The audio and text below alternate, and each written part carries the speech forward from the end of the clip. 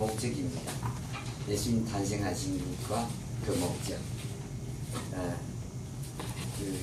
이 본문을 보면 여러분 좀 이상하다는 이런 느낌이나 생각을 갖지 않으십니까? 이 누가복음 2장 말씀은 대단히 특이합니다. 여러분, 이 예수님은 본래가 하나님의 독생하신 아들이지요. 그 아들이 사람의 몸을 입고 이 땅에 태어나는 바로 그 밤에, 태어나신 그 밤에 그 광경을 오늘은 좀 머리로 그리면서 상상하면서 우리가 생각해 보고 싶습니다. 하나의 광경은 그 마구간인지 외양간인지는 모르는데 소나 말이나 돼지 이런 가축들이 그 들어가서 사는 집에 한 전경이 있고요. 다른 전경은 그 목자들이 밤에 들판에서 그 양들을 지키는 하나의 다른 그 이 전경이 펼쳐져 있습니다. 이 두 전경이 다 각기 아주 판이하게 다릅니다. 여러분, 이 예수님께서 구주시다는 것은 탄생하시는 그 장소에서부터 저는 그 보여진다고 보여집니다. 이 세상에서 마구간에서 태어난 혹은 그 외양간에서 태어난 아기가 있을까요? 아무리 가난해도 방이 있었지 않겠어요? 근데 예수님께서 태어나시는 것은 어떤 아기도 그런 장소에서 태어나지 아니한 장소에서 태어났다. 이렇게 보면 맞다고 봐집니다. 아무도 어떤 아기도 이런 장소에서 태어나지 않았다면 예수님은 다른 분임, 우리와는 다른 아기로 태어났다는 것을 우리는 짐작해 알 수가 있습니다. 아무도 그러지 않았습니다. 이 땅에 이 종교 지도자들 그 어떤 누구도 어느 누구도 그 마구간이나 외양간에서 안 태어났습니다. 이 땅에 아무리 가난한 사람이라 할지라도 가축이 지내는 그 외양간이나 마구간에서 태어난 사람이 있겠습니까?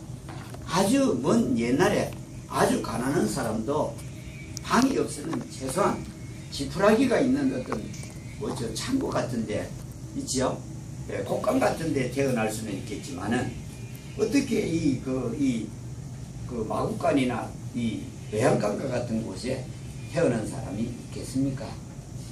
그래서 이 예수님의 출생은 예수님께서 구주이심을 증거하는 이런 그 장소이기도 합니다.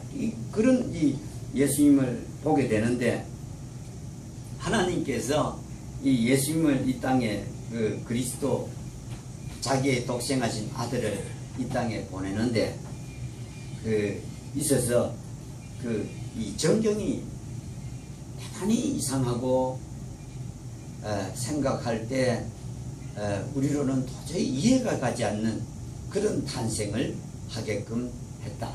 이렇게 말씀을 합니다. 하나님께는 아시다시피 이 예언자들을 이 땅에 보냈고 또 있었죠. 많은 예언자들이 있었습니다. 물론 400년간 하나님께서 그 말씀을 하지 않았기 때문에 살아있는 하나님의 말씀을 전하는 이런 예언자들은 없었습니다.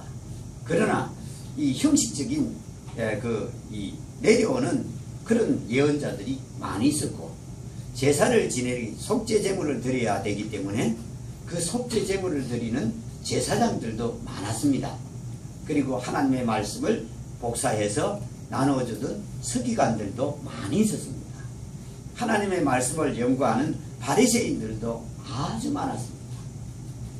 이 바리새인을 우리가 이 성경을 볼 때는 아주 위선자들이고 형식주의자라고 우리가 비난하지만 바리새파 한 80개, 80개에 이르는 파 중에서 그 대부분의 이 바리새파들은 하나님의 말씀대로 살려고 노력하는 사람들이었습니다. 못 사니까 이 형식을 차렸던 겁니다. 위선을 부렸던 것이죠. 예. 그래서 이 바리새파도 있었고 또 사두개인들도 있습니다. 사두개파라고 하는데 이들은 부활을 안 믿는 사람들입니다.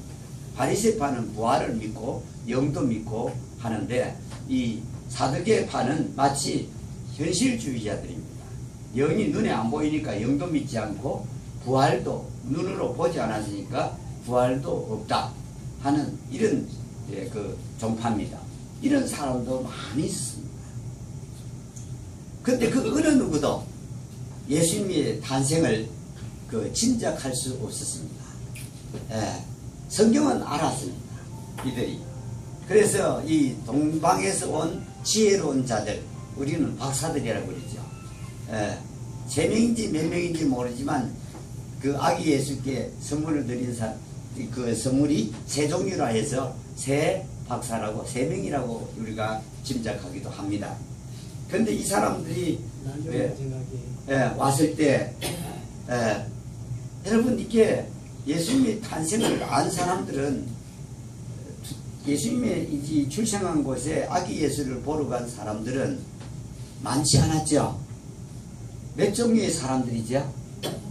2 종류의 사람들입니다. 하나는 이 본문에 나오는 목자들, 목동들. 다른 하나는 동쪽에서 온 그 박사들. 별을 보고 온 것을 보면은 이 사람들이 어떤 학자인지 여러분 아시겠죠? 전문학자들이죠. 별을 관찰하고 연구하던 학자들입니다. 동쪽에서 왔다 그랬습니다. 이 동쪽을 여러분 인도라고 하는 사람도 있고 중국이라 하는 사람도 있고 그렇습니다, 여러분.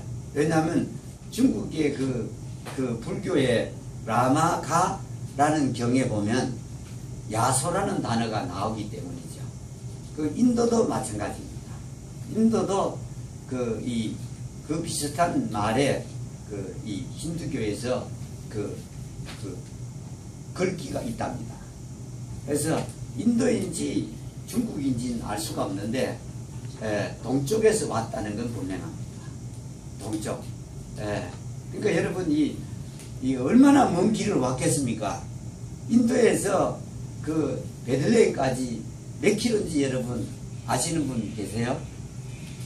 나중에 집에 가셔서 한번 찾아보십시오. 중국에서 갔다고 한다면 중국에서 베들레헴까지 몇 킬로가 될지 여러분 이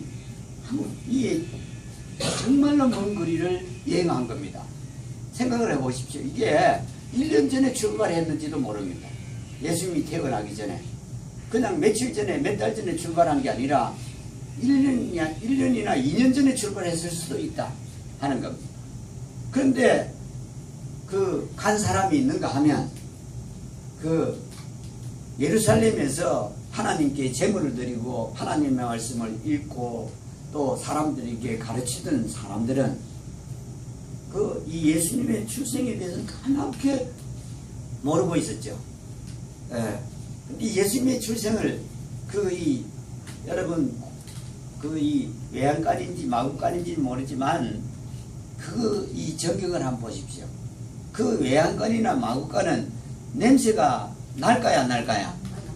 아주 많이 나겠죠. 이게 냄새가 보통 많이 나지를 않겠죠. 온 집 그 외양간 마구간 안에는 그 똥냄새나 오줌 냄새가 완전히 거기에 배어 있겠죠. 냄새가 보통 코를 진동하지 않을 텐데 그런 곳이죠. 근데 예수님이 탄생을 했는데 거기에는 조용했을까요? 시끄러웠을까요? 가축 소리 가축 소리를 보면 시끄럽죠. 울고 그러겠죠. 가축 소리는 그런데 예수님이 탄생한 그곳은 조용했겠죠. 가축 소리 빼고요. 어느 누구도 방문도 없고 축하도 없고 찬양하는 것도 없고 그랬다는 겁니다. 근데 목자들이 있던 이 들판은 어땠죠? 대단했습니다. 거기에는 하나님의 영광의 빛이 어떻게 됐죠? 위에서 아래로 비쳤죠. 거기다가 하나님의 전사가 목자들에게 왔죠. 예. 그리고 하늘의 군대가 이 목자와 함께 뭘 했죠? 예, 이 합창을 했습니다. 하늘의 군대가요. 하늘의 천사를 말합니다. 천사와 천사장들이, 천사들과 천사장이 합창을 한 겁니다. 그 합창은 얼마나 여러분 아름다운 합창이고 얼마나 선율이 고왔겠습니까? 그런데 여러분, 예수님이 태어난 이 마구간인지 외양간에는 그런 게 있었습니까? 없었습니다. 하나님의 영광의 빛도 비치지도 않았고 천사도 그 위에 보내지도 않았고 그 천사들의 합창 소리도 없었습니다. 우리가 생각할 때 이건 대단히 이상하다 하는 겁니다. 여러분, 만일에 하나님께서 우리가 하나님이라고 한다면 자기 아들이 태어난 곳을 어떻게 해야 되겠죠?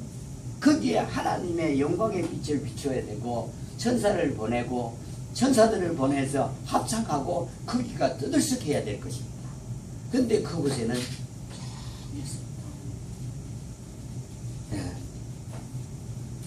하나님의 특별한 영광도 보이지 않았고 하나님의 천사들도 그곳에서 합창도 하지 않았습니다.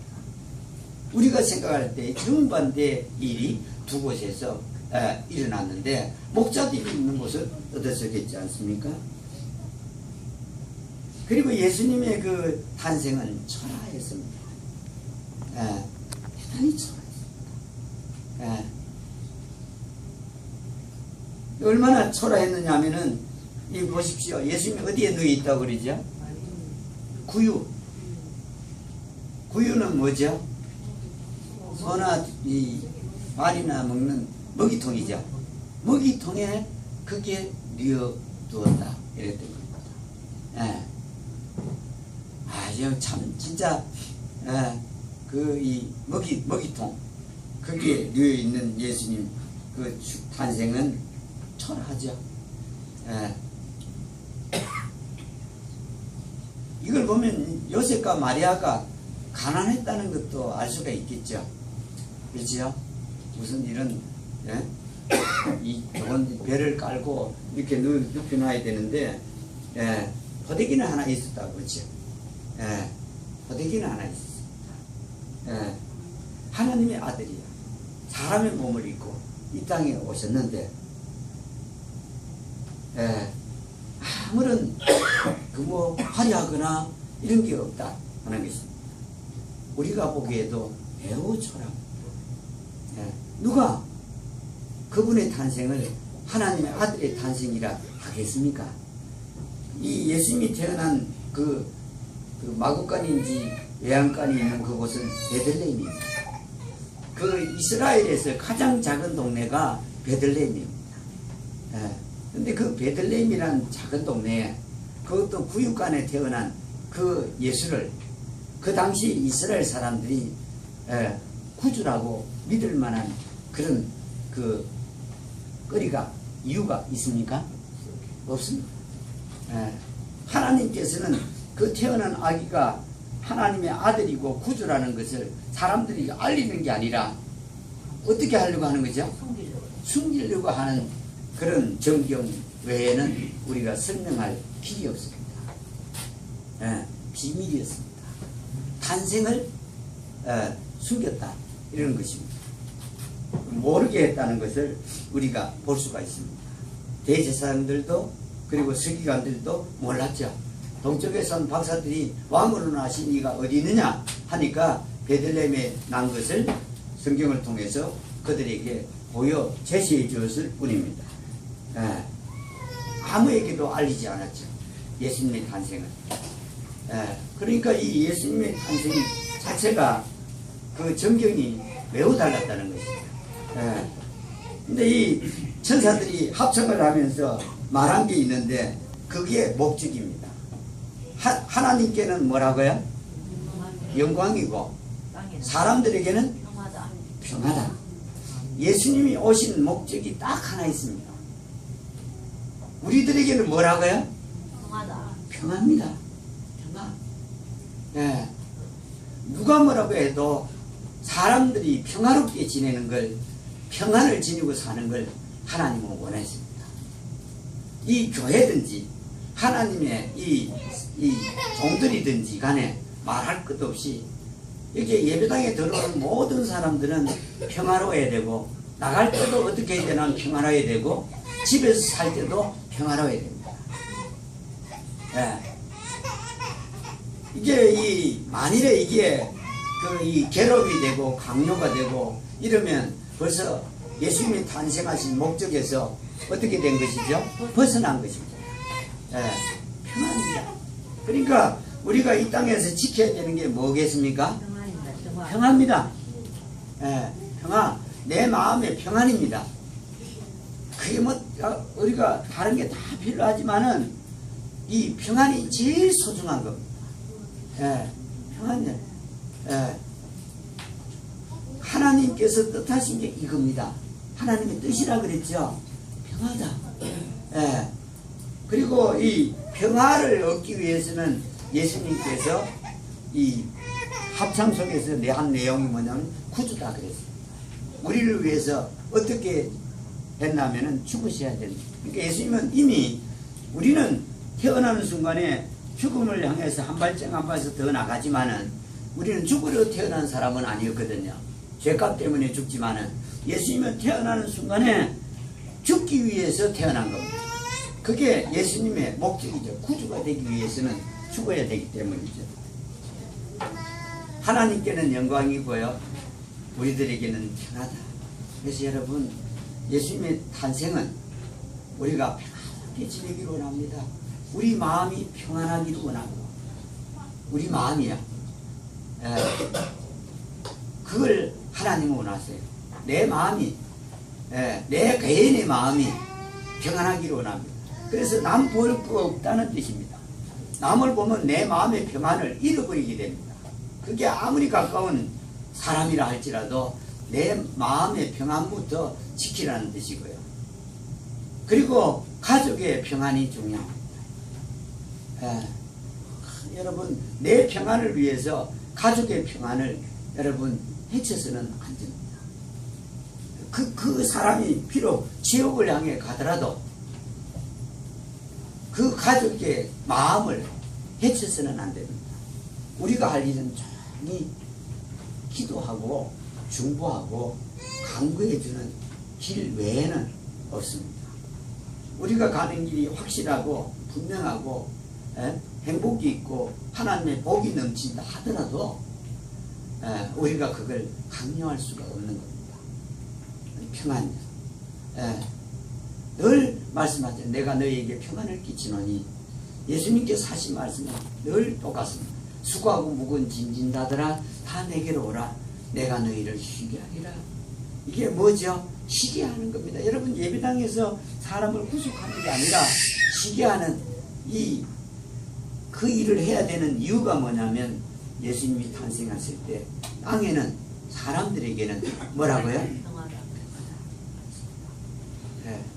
평안. 좀 예배당에서 결석을 해도 뭘 갖고 있어야 되죠? 평안을 갖고 있고요. 그래, 누가 결석을 하더라도 여러분, 왜 결석했나고 물으면 될까요, 안 될까요? 안 됩니다. 왜냐하면 예수님이 태어날 때 탄생의 목적이 평안돼요. 근데 여러분, 우리는 어떻게 되냐면 왜 안 왔어? 이러는데, 여러분, 왜 안 왔어가 아니라 여러분, 반갑다 해야 될 거 아닙니까? 그게 평안입니다. 여러분, 예배당 돌아가고는 뭐 짐을 무겁게 지고 있더라도 와갖고는 짐이 벗겨져야 되지 않겠어요? 그게 참된 하나님의 교회죠. 탄생의 사람들에 대한 목적입니다. 우리 자녀들에게도 자꾸 이렇게 눌러서는 될까요, 안 될까요? 이게 평화를, 자녀들에게도 평화를 줘야 됩니다. 평화요. 자유죠. 자유를 통해서 평화를 얻거든요. 옛날에 우리 믿음의 선배들은요, 이 주장했던 역사를 이렇게 보니까 가다곰의 순교자나 그 이전에 굴 속에서 예배했던 사람들의 특징이 그 사람들이 뭘 주장했나고 많이 보니까 자유입니다. 희한하죠. 그 어떤 교회는 자유교회라고 불린 적이 있습니다. 예, 평화를요, 예, 한없이 우리도 누려야 되고, 다른 사람들에게도 우리가 뭘 줘야 되겠죠? 평화를 한없이 줘야 됩니다. 이게, 보니까 하나님의 뜻, 이렇게 말씀하죠. 뜻입니다. 그래서 여러분, 이 예수님, 우리에게 주신 그 놀라운 복음이 감사하지만 그 복음의 목적은 평화다. 올 한 해 오늘부터 다가오는 한 해는 어떻게 살아야 되겠죠? 함께 사십시오. 그리고 문제나 짐은 누구에게 던져버려야 되겠죠? 하나님께 던지고요. 그러면 누가 우리를 돌보겠죠? 케어하겠죠? 하나님께 산다. 이런 가운데 사시기를 바랍니다. 그리고 좋은 일이 있거든 누구에게 영광을 돌려야 되겠죠? 하나님께만 영광을 돌리시면 됩니다. 오늘 여기까지만 하겠습니다. 다 같이 찬송하시겠습니다.